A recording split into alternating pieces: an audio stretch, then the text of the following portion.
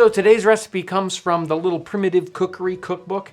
This cookbook is sort of a compilation of 18th century recipes that this particular 18th century author put together for people of lesser means. And this onion pie is probably sort of a substitute for a meat pie. It's a savory pie. You'll find this recipe in Hannah Glass's cookbook and in some other 18th century English cookbooks.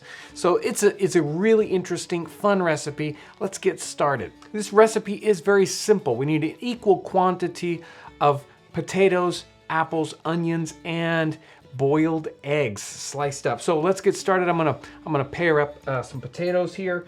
You want to pair them up fairly thinly so that you have nice thin slices. And then we can move on to some apples. You'll need, again, maybe 2 or 3 apples, just like the potatoes. First, we're going to pair them and then core them, and now slice them nice and thin.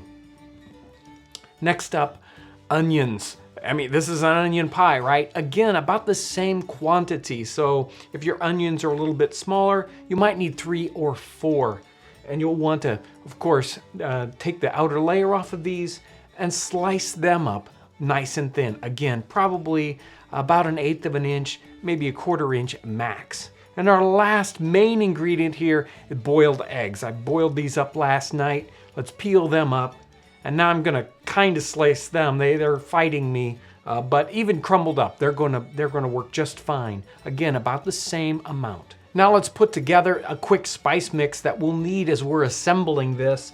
First we have some salt, maybe a teaspoon or 2. Ground pepper. We want some mace in this, so I've got some mace here. And of course, we need in every recipe, nutmeg. 1/2 teaspoon of nutmeg total. And now I'm just gonna stir these up. Now we're ready to assemble this. We have all the ingredients set up, and I've already got a short crust put into this redware pie pan. You'll need to make sure to have a pie crust ready. If you are interested in this pie crust, you can go and check out the episode we did, I think back in the 3rd season. I'll put a link down in the description section. Let's assemble this pie. It's really simple. First, we're gonna start off with a little bit of butter in the bottom. The recipe calls for just a couple little chunks here in the bottom.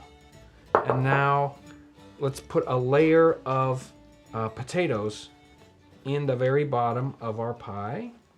The recipe also calls for, as you're putting these stages together, to put in a little bit of spices in each layer. Now we're gonna go with some apple here. Again, with just a little bit of seasoning. That's good. Now we're gonna come in with some onion on top here. And now let's put in some of the egg. Now the instructions say to keep going with the layers. Now depending on how thick your pie is, you may not have enough room for another layer, but I'm gonna do a thin layer. Now if you look at this recipe here toward the end, it says you're gonna end up using about 1 pound of potatoes, 1 pound of apples, 1 pound of onions, and 1 pound of eggs. That means this whole pie is gonna weigh, well, more than 4 pounds. It's a huge pie, at least in the recipe. This pie in this pie plate is much smaller, so you won't need a full pound. Obviously, it's gonna fill this pie right up though. It's gonna be sort of heaping, but that's okay. It's gonna cook down a little bit. We're gonna finish this pie up now by placing some chunks of butter up on top and a little bit of water. Maybe 2 or 3 teaspoons. It calls for adding a little bit of water in here. We're sort of steaming steaming the ingredients in this pie. And let's put this top crust on and let's pinch this together and get this connected so it's connected to the bottom crust. Now that we've finished that up, we can just put 3 little slices in the top so this vents a little bit. We don't want it to sort of bulge up with the steam pressure on the inside. And here's our assembled pie. It's ready to go in the oven. If you're doing it in a standard oven in a modern kitchen, I would set the oven at about 350 degrees.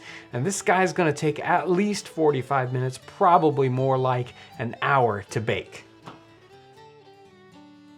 Wow, this pie smells great. Let's cut into it and see what it looks like.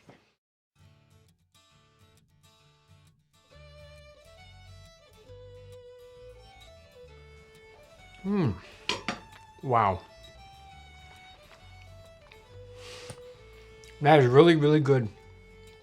It's got a wonderful mix of flavors and spices.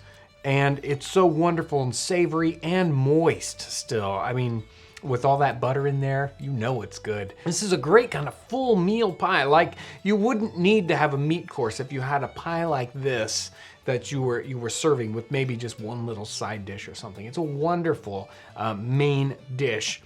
If you get a chance at all, and this is such an inexpensive, quick and easy pie to make up. It only takes an hour or so to bake, and the flavors are amazing.